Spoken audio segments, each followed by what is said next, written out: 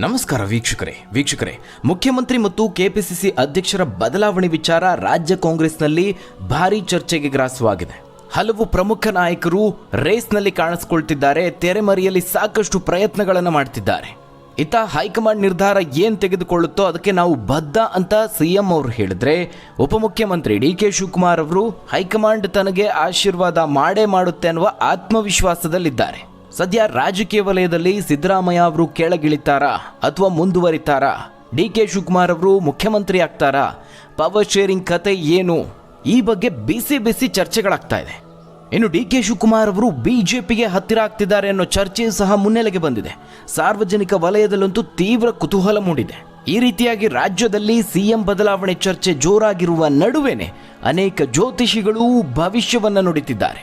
ಇದೀಗ ಭೈರವಿ ಅಮ್ಮನವರು ಕೂಡ ಸಿಎಂ ಬದಲಾವಣೆಯ ಕುರಿತಾಗಿ ಸ್ಫೋಟಕ ಭವಿಷ್ಯವನ್ನ ನುಡಿದಿದ್ದಾರೆ. ಈ ಭವಿಷ್ಯಗಳು ಕಾಂಗ್ರೆಸ್ ವಲಯದಲ್ಲಿ ಈ ಸಿಎಂ ಬದಲಾವಣೆ ವಿಚಾರದ ಕಿಡಿಯನ್ನ ಮತ್ತಷ್ಟು ದಗದಗಿಸುವಂತೆ ಮಾಡಿದೆ. ಹಾಗಾದ್ರೆ ಅಷ್ಟಕ್ಕೂ ಭೈರವಿ ಅಮ್ಮ ಹೇಳಿದ್ದೇನು?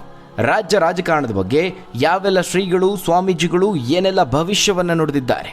ಜ್ಯೋತಿಷಿಗಳ ಪ್ರಕಾರವಾಗಿ ಯಾರಿಗೆ ಸಿಎಂ ಪಟ್ಟ? ಆ ಬಗ್ಗೆ ಒಂದು ವರದಿ ಇದೆ, ನೋಡೋಣ. ವೀಕ್ಷಕರೇ, ರಾಜ್ಯದಲ್ಲಿ ಮುಖ್ಯಮಂತ್ರಿ ಬದಲಾವಣೆ ಚರ್ಚೆ ದಿನೇ ಜೋರಾಗ್ತಾ ಇದೆ.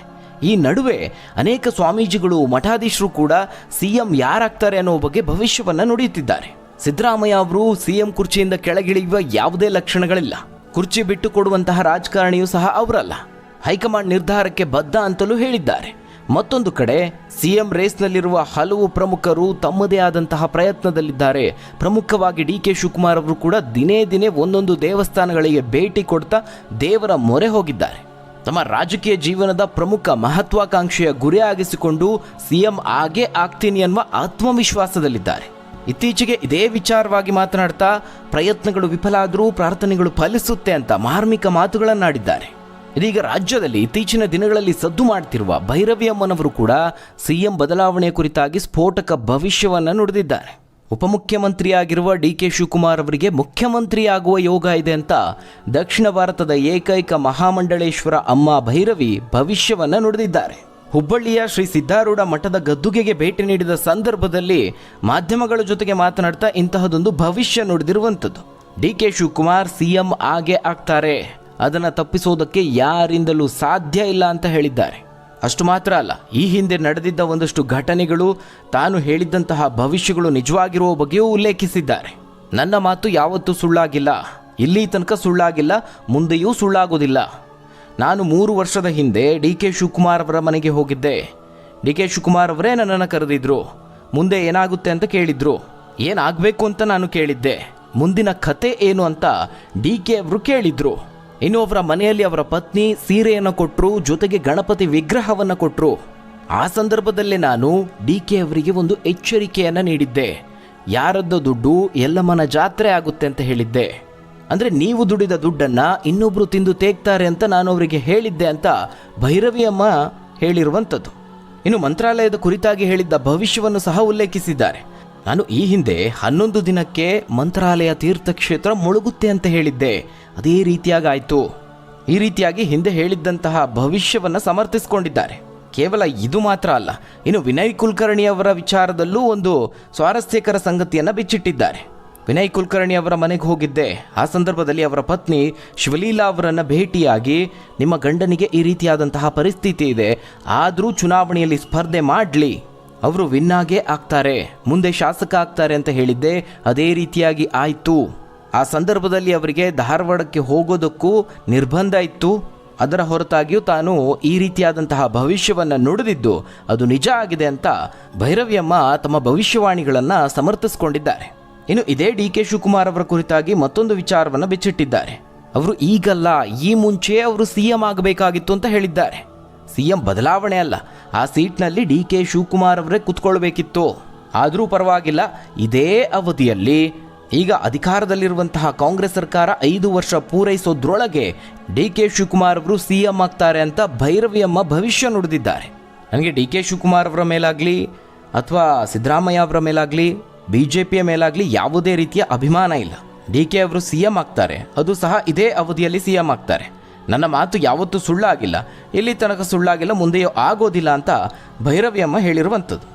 ಇಲ್ಲಿ ಅವರು ಹೇಳಿರುವಂತಹ ಒಂದು ವಾಕ್ಯ, ಯಾರ್ದೋ ದುಡ್ಡು ಎಲ್ಲಮ್ಮನ ಜಾತ್ರೆ ಅಂದರೆ ಕಾಂಗ್ರೆಸ್ ಪಾರ್ಟಿ ಅಧಿಕಾರಕ್ಕೆ ಬರೋದಕ್ಕೆ ಡಿ ಕೆ ಶಿವಕುಮಾರ್ ಅವರು ಸಾಕಷ್ಟು ಶ್ರಮ ಪಟ್ಟಿದ್ದಾರೆ, ಆದರೆ ಅವರು ಮುಖ್ಯಮಂತ್ರಿ ಆಗುವ ಬದಲಾಗಿ ಸಿದ್ದರಾಮಯ್ಯ ಅವರು ಮುಖ್ಯಮಂತ್ರಿ ಆದರು ಅನ್ನೋದು ಪರೋಕ್ಷವಾಗಿ ಭೈರವಿ ಅಮ್ಮನವರ ಮಾತಿನ ಅರ್ಥ. ವೀಕ್ಷಕರೇ, ಈ ಭವಿಷ್ಯಕ್ಕೂ ರಾಜಕೀಯಕ್ಕೂ ಏನೋ ಒಂಥರ ನಂಟು. ಈ ಹಿಂದೆನೂ ಸಾಕಷ್ಟು ಬಾರಿ ಹಲವು ರಾಜಕೀಯ ವಿದ್ಯಮಾನಗಳ ಬಗ್ಗೆ ಭವಿಷ್ಯ ನುಡಿದಿದ್ದುಂಟು. ಆದರೆ ಆ ಭವಿಷ್ಯಗಳು ಮುಂದೇನಾಯಿತು ಅನ್ನೋದು ನಿಮ್ಮೆಲ್ಲರಿಗೂ ಗೊತ್ತಿರುವಂಥದ್ದು. ಇನ್ನು ಇದೇ CM ಬದಲಾವಣೆ ಕುರಿತಾಗಿ, ಅಂದರೆ ನಮ್ಮ ರಾಜ್ಯ ಸರ್ಕಾರದ ಕುರಿತಾಗಿ ಹಲವು ಇತರ ಸ್ವಾಮೀಜಿಗಳು, ಜ್ಯೋತಿಷಿಗಳು ಭವಿಷ್ಯವನ್ನು ನುಡಿದಿದ್ದಾರೆ. ಅದರಲ್ಲಿ ಒಂದು ಪ್ರಮುಖವಾಗಿ ಹೇಳಬೇಕು ಅಂದರೆ ಡಿ ಕೆ ಶಿವಕುಮಾರ್ ಅವರು ಹಲವು ವರ್ಷಗಳಿಂದ ನಡೆದುಕೊಳ್ತಿರುವಂತಹ ಮಠದ ಸ್ವಾಮೀಜಿಯವರು ಹೇಳಿರುವಂತಹ ಮಾತು. ಡಾಕ್ಟರ್ ಕರಿವೃಷಭ ದೇಶಿಕೇಂದ್ರ ಶಿವಯೋಗೇಶ್ವರ ಸ್ವಾಮೀಜಿಗಳು, ನೊಣವಿನಕೆರೆ ಕಾಡಸಿದ್ದೇಶ್ವರ ಮಠಾಧ್ಯಕ್ಷರವರು, ಡಿ ಕೆ ಶಿವಕುಮಾರ್ ಅವರು ಹಲವು ವರ್ಷಗಳಿಂದ ಈ ಮಠಕ್ಕೆ ನಡೆದುಕೊಳ್ತಿದ್ದಾರೆ. ಆ ಮಠದ ಮಠಾಧ್ಯಕ್ಷರು ಸಹ ಡಿ ಕೆ ಶಿವಕುಮಾರ್ ಅವರೇ CM ಆಗ್ತಾರೆ ಅಂತ ಭವಿಷ್ಯ ನುಡಿದಿರುವಂಥದ್ದು. ಕೆಲವು ತಿಂಗಳ ಹಿಂದೆಯೂ ಸಹ CM, DCM, ದಲಿತ CM ವಿಚಾರಗಳು ದೊಡ್ಡ ಮಟ್ಟದಲ್ಲಿ ಸದ್ದು ಮಾಡ್ತಾ ಇತ್ತು. ಆ ವಿಚಾರ ಇನ್ನೇನು ತಣ್ಣಗಾಯಿತು ಅನ್ನುವಷ್ಟರಲ್ಲಿ ಈ ಸ್ವಾಮೀಜಿಯೊಬ್ಬರು ಈ ರೀತಿಯಾದಂತಹ ಒಂದು ಹೇಳಿಕೆಯನ್ನು ಕೊಡ್ತಾರೆ. ರಾಜಕೀಯ ವಲಯದಲ್ಲಿ ತೀವ್ರ ಸಂಚಲನಕ್ಕೆ ಕಾರಣ ಆಗುತ್ತೆ. ತುಮಕೂರು ಜಿಲ್ಲೆಯ ತಿಪಟೂರು ತಾಲೂಕಿನ ನೊಣವಿನಕೆರೆ ಕಾಡಸಿದ್ದೇಶ್ವರ ಮಠದ ಪರಮ ಭಕ್ತರಾಗಿರುವಂತಹ DK ಅವರು ಆಗಾಗ ಈ ಮಠಕ್ಕೆ ಕುಟುಂಬ ಸಮೇತರಾಗಿ ಭೇಟಿ ನೀಡ್ತಿರ್ತಾರೆ. ಯಾವುದೇ ಪ್ರಮುಖ ನಿರ್ಧಾರಗಳನ್ನು ತೆಗೆದುಕೊಳ್ಳೋದಕ್ಕೂ ಮುಂಚೆ ಶ್ರೀಗಳ ಬಳಿ ಆಶೀರ್ವಾದವನ್ನು ಪಡೆದು ನಂತರ ಮುಂದುವರಿತಾರೆ. ಅವರು ಯಾವುದೇ ಕಾರ್ಯತಂತ್ರವನ್ನು ರೂಪಿಸೋದಕ್ಕೂ ಮುಂಚೆ ಮಠಕ್ಕೆ ಭೇಟಿ ನೀಡ್ತಾರೆ, ಶ್ರೀಗಳ ಆಶೀರ್ವಾದವನ್ನು ಪಡಿತಾರೆ. ಅದಕ್ಕೆ ಒಂದು ಉದಾಹರಣೆ ಅಂತ ಹೇಳಿದ್ರೆ, ಕಳೆದ ವಿಧಾನಸಭಾ ಚುನಾವಣೆ ಸಂದರ್ಭದಲ್ಲಿ ನೊಣವಿನಕೆರೆ ಅಜ್ಜಯ್ಯನವರಿಗೆ ನಮಿಸಿದ ಬಳಿಕನೇ DK ಅವರು ಕಾಂಗ್ರೆಸ್ ಅಭ್ಯರ್ಥಿಗಳಿಗೆ B ಫಾರಂ ಅನ್ನು ಹಂಚಿದರು. ಇನ್ನು ಚುನಾವಣೆಯಲ್ಲಿ ಕಾಂಗ್ರೆಸ್ 135 ಸ್ಥಾನಗಳನ್ನು ಗೆಲ್ಲುತ್ತೆ. ಆ ಬಳಿಕ ಅವರು ದಿಲ್ಲಿಗೆ ಹೈಕಮಾಂಡ್ಗೆ ಹೋಗಬೇಕಾಗಿತ್ತು. ಆದರೆ ಅದಕ್ಕೂ ಮುನ್ನ ಅವರು ಹೋಗಿದ್ದು ಇದೇ ಮಠಕ್ಕೆ ಶ್ರೀಗಳ ಆಶೀರ್ವಾದವನ್ನು ಪಡೆಯೋಕೆ. ಇನ್ನು ಇದೇ ಶ್ರೀಗಳು ಬೊಮ್ಮಾಯಿಯವರು CM ಆಗ್ತಾರೆ ಅಂತಲೂ ಹೇಳಿದರು. ಅಂದರೆ ರಾಜ್ಯ ರಾಜಕೀಯಕ್ಕೆ ಸಂಬಂಧಿಸಿದಂತೆ ಶ್ರೀಗಳು ಈ ಹಿಂದೆ ನುಡಿದಿದ್ದ ಅನೇಕ ಭವಿಷ್ಯಗಳು ನಿಜವಾಗಿದೆ. ಬಸವರಾಜ ಬೊಮ್ಮಾಯಿಯವರು CM ಆಗುವ ಮೊದಲು ಇಲ್ಲಿಗೆ ಭೇಟಿ ನೀಡಿದರು. ಇದೇ ವೇಳೆ ಬೊಮ್ಮಾಯಿಯವರು CM ಆಗ್ತಾರೆ ಅಂತ ಶ್ರೀಗಳು ಭವಿಷ್ಯವನ್ನು ನುಡಿದಿದ್ರು. ಅವರ ಭವಿಷ್ಯವಾಣಿ ಮುಂದಿನ ದಿನಗಳಲ್ಲಿ ನಿಜವಾಯಿತು. ಅದೇ ಶ್ರೀಗಳು ಈಗ DK ಶಿವಕುಮಾರ್ ಅವರು ಮುಂದಿನ ದಿನಗಳಲ್ಲಿ CM ಆಗ್ತಾರೆ ಅಂತ ಹೇಳಿರುವಂಥದ್ದು. ಕೇವಲ ಇವರುಗಳು ಮಾತ್ರ ಅಲ್ಲ, ರಾಜ್ಯದಲ್ಲಿ ಅವಧೂತ ಅಂತಲೇ ಖ್ಯಾತರಾಗಿರುವ ವಿನಯ್ ಗುರೂಜಿಯವರು ಸಹ DK ಶಿವಕುಮಾರ್ ಅವರ ಕುರಿತಾಗಿ ಒಂದು ಭವಿಷ್ಯವನ್ನು ನುಡಿದಿದ್ದಾರೆ. ಕೆಲವೇ ದಿನಗಳ ಹಿಂದಷ್ಟೇ ಅಧಿಕಾರವನ್ನು ಒದ್ದು ಕಿತ್ಕೋಬೇಕು ಅಂತ DCM DK ಶಿವಕುಮಾರ್ ಅವರು ಹೇಳಿಕೆಯನ್ನು ನೀಡಿದ್ರು. ಇದು ರಾಜಕೀಯವಾಗಿ ಸಂಚಲನಕ್ಕೆ ಕಾರಣ ಆಗಿತ್ತು. ಇದಾದ ಕೆಲವೇ ದಿನಗಳಲ್ಲಿ ಚಿಕ್ಕಮಗಳೂರಿನ ಕೊಪ್ಪ ತಾಲೂಕಿನ ಗೌರಿಗದ್ದಿಯ ವಿನಯ್ ಗುರೂಜಿ ಅವರು ಒಂದು ಭವಿಷ್ಯವನ್ನು ನುಡಿತಾರೆ. ಚಿಕ್ಕೋಡಿಯಲ್ಲಿ ಸುದ್ದಿಗಾರರೊಂದಿಗೆ ಮಾತನಾಡಿದ ಅವರು, ಸಿದ್ದರಾಮಯ್ಯ ಅವರ ನಂತರ ಅವಕಾಶ ಸಿಕ್ಕರೆ ಕಾಂಗ್ರೆಸ್ ಪಕ್ಷದಲ್ಲಿ ಎಲ್ಲ ನಾಯಕರು ಕೆಲಸವನ್ನು ಮಾಡಿದ್ದಾರೆ, ಆದರೆ DK ಶಿವಕುಮಾರ್ ಅವರು ಮಾಡಿರುವ ಕೆಲಸ ರಾಜ್ಯದ ಜನತೆ ಕಂಡಿದ್ದಾರೆ. ರಾಜ್ಯ ಕಾಂಗ್ರೆಸ್ ಅಧ್ಯಕ್ಷರಾಗಿ ಪಕ್ಷವನ್ನು ಒಂದುಗೂಡಿಸಿ ಪಾದಯಾತ್ರೆ ಕಾರ್ಯ, ಅಜ್ಜಯ್ಯನ ಮೇಲಿರುವಂತಹ ಗುರುನಿಷ್ಠೆ, ಪಕ್ಷನಿಷ್ಠೆ, ಹಿರಿಯರ ಮೇಲಿನ ಭಕ್ತಿ, ನಾಟಕೀಯ ಅಲ್ಲದಂತಹ ಮಾತುಗಳು ಇವೆಲ್ಲವನ್ನ ನೋಡುವಾಗ ಅವರನ್ನು CM ಆಗಿ ಸೇವೆ ಮಾಡುವ ಅವಕಾಶ ಆ ಭಗವಂತ ನೀಡಬೇಕು. ಅವರ ಗುರುಗಳ ದಯೆಯಿಂದಲೂ ಅವರು CM ಆಗ್ತಾರೆ ಅನ್ನೋದು ನನ್ನ ನಂಬಿಕೆ ಅಂತ ಗುರೂಜಿಯವರು ಹೇಳಿದರು. ಒಬ್ಬ ನಾಯಕ ಮಾಡಬೇಕಾದಂತಹ ಎಲ್ಲ ಕೆಲಸವನ್ನು ಅವರು ಮಾಡಿದ್ದಾರೆ. ಹೀಗಾಗಿ CM ಆಗುವ ಅವಕಾಶ ಸಿಗುತ್ತೆ. ಅವರ ಗುರುಗಳ ದಯೆಯಿಂದ ಇದು ಖಂಡಿತ ಆಗುತ್ತೆ. DK ಶಿವಕುಮಾರ್ ಅವರು CM ಆಗೋದು ನಿಶ್ಚಿತ ಅಂತ ಅವಧೂತ ವಿನಯ್ ಗುರೂಜಿಯವರು ಹೇಳಿರುವಂಥದ್ದು. ಇಲ್ಲಿ ಪ್ರಮುಖವಾಗಿ ಗಮನಿಸಿದ್ರೆ ಈ ಎಲ್ಲರೂ ಹೇಳಿರುವಂಥದ್ದು ಇದೇ ಅವಧಿಯಲ್ಲಿ ಅವರು CM ಆಗ್ತಾರೆ ಅಂತ. ಈ ಸ್ವಾಮೀಜಿಗಳು, ಜ್ಯೋತಿಷಿಗಳು ನೀಡಿರುವಂತಹ ಹೇಳಿಕೆಗಳು ಕುತೂಹಲಕ್ಕೆ ಕಾರಣ. ಆದರೆ ಇನ್ನು ರಾಜಕೀಯ ವಲಯದಲ್ಲೂ ಹಲವು ನಾಯಕರು DK ಶಿವಕುಮಾರ್ ಅವರ ಪರವಾಗಿ ಬ್ಯಾಟ್ ಬೀಸಿದ್ದಾರೆ. ಅದು ಕೇವಲ ಕಾಂಗ್ರೆಸ್ ಪಕ್ಷ ಮಾತ್ರ ಅಲ್ಲ, BJP JDSನ ಕೆಲವೊಂದಷ್ಟು ನಾಯಕರು ಸಹ DK ಅವರು CM ಆಗುವ ಬಗ್ಗೆ ಪ್ರಸ್ತಾಪ ಮಾಡಿದ್ದಾರೆ. ಹೀಗಾಗಿ ರಾಜ್ಯದಲ್ಲಿ ಸದ್ಯ ಬಿಸಿ ಬಿಸಿ ಚರ್ಚೆಗಳಾಗ್ತಾ ಇದೆ. ಇತ್ತೀಚೆಗೆ DK ಅವರು ದೆಹಲಿಗೆ ಹೋಗಿ ಬಂದರು. ಅಲ್ಲಿಂದ ಬಂದ ನಂತರದಲ್ಲಿ ಅವರಲ್ಲಿ ಹೆಚ್ಚಿನ ಆತ್ಮವಿಶ್ವಾಸ ಕಾಣಿಸ್ತಾ ಇದೆ. ಮುಂದಿನ ದಿನಗಳಲ್ಲಿ ಸ್ಥಳೀಯ ಸಂಸ್ಥೆಗಳ ಚುನಾವಣೆ ಇದೆ.